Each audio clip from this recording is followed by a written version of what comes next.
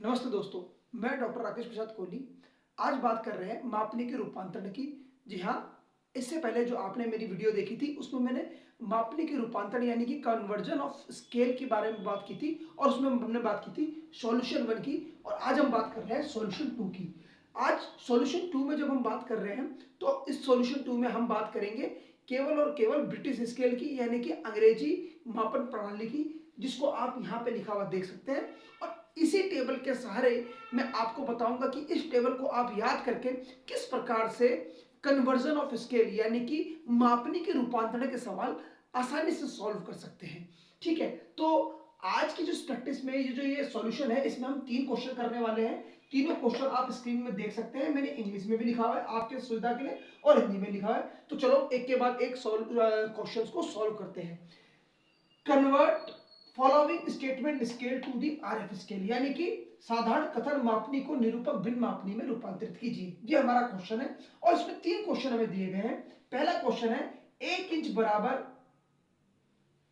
Inch बराबर है 4 मील के, 1 इंच रिप्रेजेंट 4 माइल्स। 2 इंच बराबर है 3 फरलांग 5 गज के यानी कि 5 यार्ड के। और तीसरा सवाल हमारा है 1 इंच बराबर है 1 मील 4 फरलांग 60 गज 2 फीट और 6 इंच के। तो इस सवाल को हम एक एक के करके सॉल्व करते हैं और ये जानने का प्रयास करते हैं कि मापनी का कन्वर्जन हम कैसे करते हैं।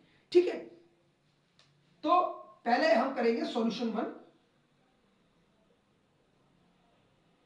नंबर 1। ठीक है, सॉल्यूशन नंबर 1 बड़ा ही सिंपल है।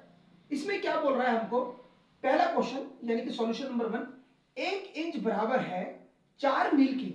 इसका मतलब क्या हुआ कि आप पहले सबसे क्वेश्चन लिख दे, 1 इंच बराबर है 4 मील के। और तो मुझे इसको सॉल्व करना है। ठीक है, मेरे पास 1 इंच बराबर है 4 मील की, तो इसको मुझे किस में कन्वर्ट करना है, आरएफ में कन्वर्ट करना है। मुझे इसको किस में कन्वर्ट करना है, आरएफ में। तो मैं इसको आरएफ में कैसे कन्वर्ट करूंगा, देखिए। तो 1 इंच, इंच के लिए मैं आपको बता दूं, इंच के लिए हम ऐसा सिंबल यूज करते हैं। इंच के लिए, इंचेस के लिए हम ये सिंबल यूज करते हैं, 2 कट। आपको याद रखना है ये सिंबल। आप ये इसका भी यूज कर सकते हैं इंच के लिए। ठीक है, तो मैंने भी वैसे लिखा है 1 inch is equal to 4 miles. यही तो मुझे बोल रहा है। अब मुझे इसको आरएफ में कन्वर्ट करना है। इसका मतलब क्या हुआ, इसका मतलब यह हुआ मानचित्र पर 1 इंच बराबर है धरातल के 4 मील के। ठीक है, इसका मतलब यह है। अब मुझे यह देखना है कि जो मैंने आपको नियम बताए थे, इंच वाला जो अंश, ये अंश को दिखा रहा है, और 4 मील वाला जो सेक्शन है वो मेरा किसको दिखा रहा है, हर को दिखा रहा है। और मैंने आपको बताया था कन्वर्जन ऑफ स्केल का पहला नियम क्या है कि हमारे अंश और हर दोनों एक ही इकाई में होने चाहिए।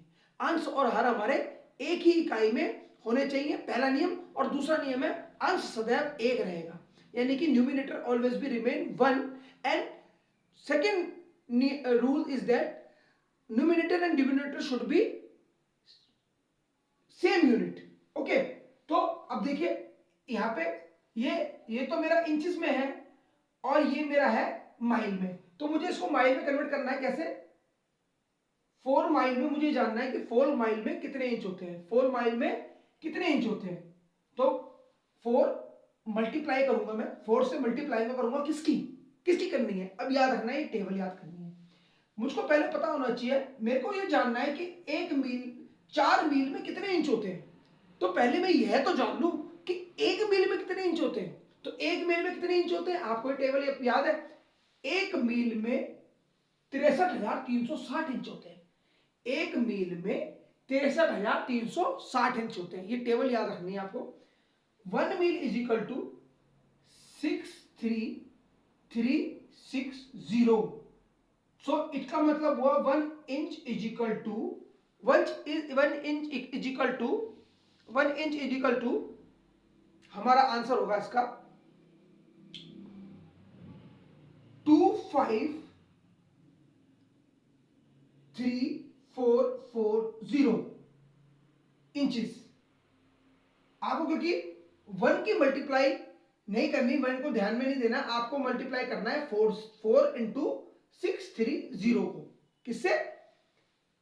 हमारे इस यूनिट से। तो आपको 4 मल्टीप्लाई 63360, क्योंकि ये मैंने 63360 से क्यों मल्टीप्लाई किया? क्योंकि मुझे पता है कि एक मील में 63,360 इंचेस होते हैं, एक फरलांग में 7,920 इंचेस होते हैं, और एक गज में 36 इंच होते हैं, और एक फीट में 12 इंच होते हैं। तो मुझको ये टेबल याद रखनी है, बिल्कुल ये टेबल को आत्मसात कर लेना है, बार बार याद कर देना है। तो मेरा आरएफ आ गया, मैंने आरएफ कर आरएफ इज 1:25340। सिंपल, हमारा पहला क्वेश्चन डन हो गया। अब हम बात करते हैं हमारे सेकंड क्वेश्चन की। पहला सॉल्यूशन हमने कर लिया, बिल्कुल समझ में आ गया। नहीं आया तो आप सेकंड सॉल्यूशन से आप समझ जाएंगे। मैंने 3 सॉल्यूशन करके दिखाने हैं आपको, तीनों में आपको बहुत अच्छे से समझ में आ जाएगा यदि आप इस टेबल को याद रखेंगे। ये टेबल के बारे में मैं पहले भी डिस्क्रिप्शन दे चुका हूं, और आपको इसका लिंक भी शेयर कर दूंगा मैं। आप इस टेबल को याद रख लें, बिल्कुल याद रख लें। अगर आपको अपने ब्रिटिश स्केल के सवाल करने हैं, तो मैंने बताया था ब्रिटिश स्केल होता है और एक मीट्रिक स्केल होता है। अब बात करते हैं हमारे सॉल्यूशन नंबर 2 की, यानी कि क्वेश्चन नंबर 2 की। अब इसमें क्या बोल रहा है? 2 इंच बराबर है 2 इंचेस बराबर है 3 फरलांग के, 2 इंच बराबर है 3 फरलांग के, प्लस यहां पे प्लस लगेगा, यहां पे जहां पे कॉमा है वहां पे हम लगाएंगे प्लस 5 गज के।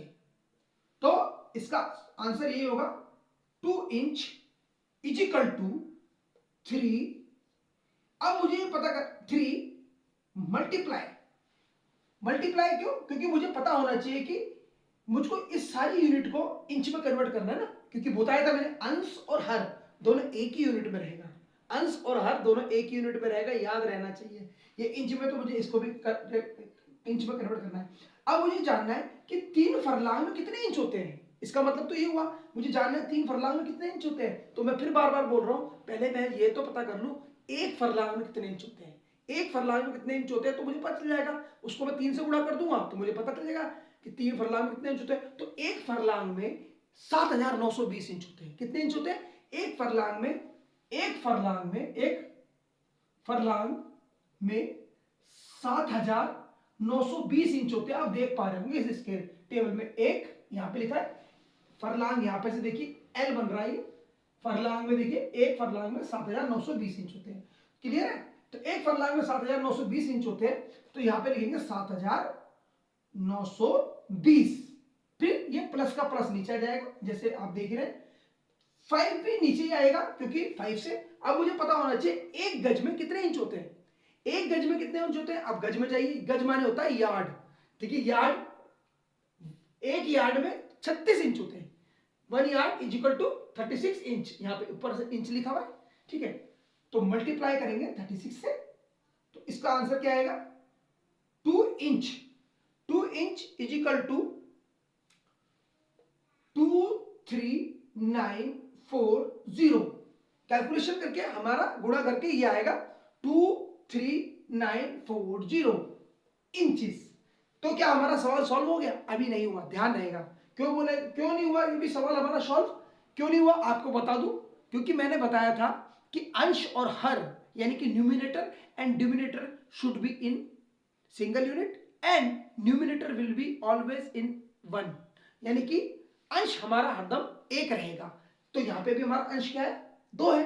तो हमारा आंसर अभी सॉल्व नहीं है, इसीलिए हम 2 से ऊपर और नीचे भाग दे देंगे। 2 एक कम, 2 इजिकल टू, अगर मैं इसको 2 से डिवाइड करता हूं तो मेरा आंसर आता है 11,970 इंचेस। इंचेस, ये भी 1 इंचेस में है और ये भी इंचेस में है। तो मेरे आरएफ आ गई, मेरे आरएफ कैलकुलेट कर दी। मेरी आरएफ कैसे कैलकुलेट हो गई? क्योंकि मेरी पहली रिक्वायरमेंट तो पूरी हो गई, अंश हरदम न्यूमिनेटर हरदम 1 रहेगा, वो मेरा आ गया 1। रेशो, रेशो का सिंबल मैं लगाऊंगा, रेशो। ये जो सिंबल होता है ये रेशो का होता है, इसे बोलते हैं रेशो।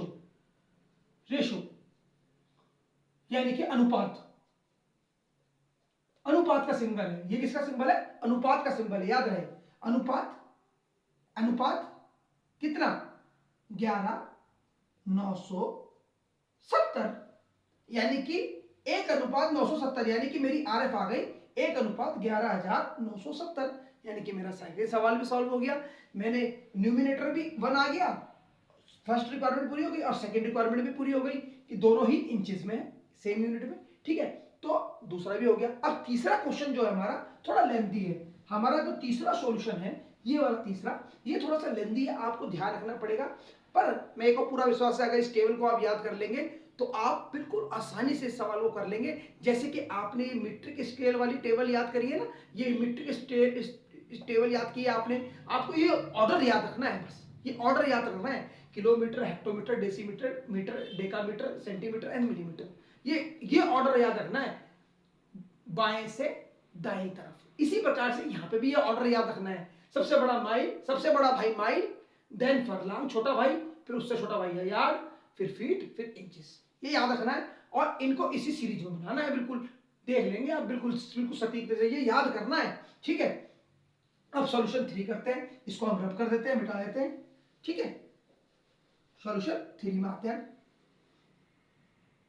अब देखिए तीसरा क्वेश्चन करते हैं, थोड़ा सा लेंथी है पर घबराने की जरूरत नहीं है, आराम से हो जाएगा। क्यों? देखिए 1 इंच, ये बोल रहा है हमको 1 inch is equal to 1 mile, 1 मील, जमा 4 फरलांग, 4 फरलांग,